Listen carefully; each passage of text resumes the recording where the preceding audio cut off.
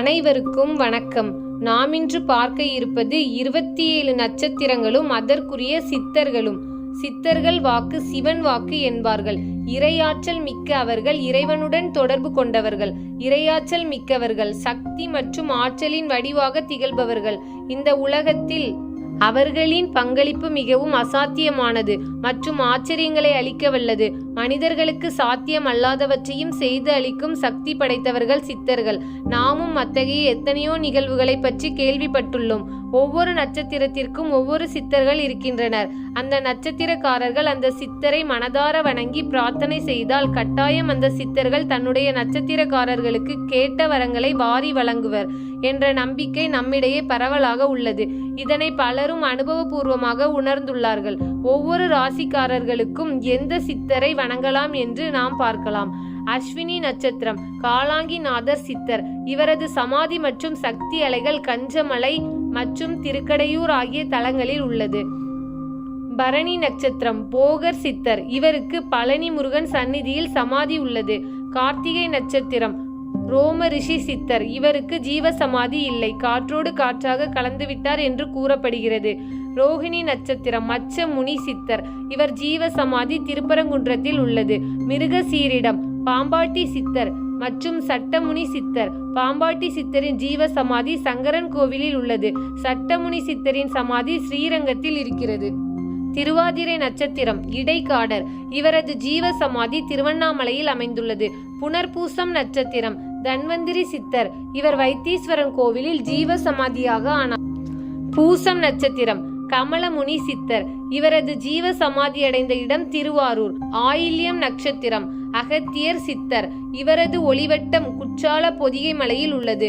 மகம் நட்சத்திரம் சிவவாக்கிய சித்தர். இவரது ஜீவ சமாதி கும்பகோணத்தில் உள்ளது. பூரம் நட்சத்திரம் ராமதேவ சித்தர். இவரது ஜீவ சமாதி அரபு நாடான மெக்காவில் உள்ளது. இவர் ஒளி வந்து போகும் இடம் அழகர் மலை.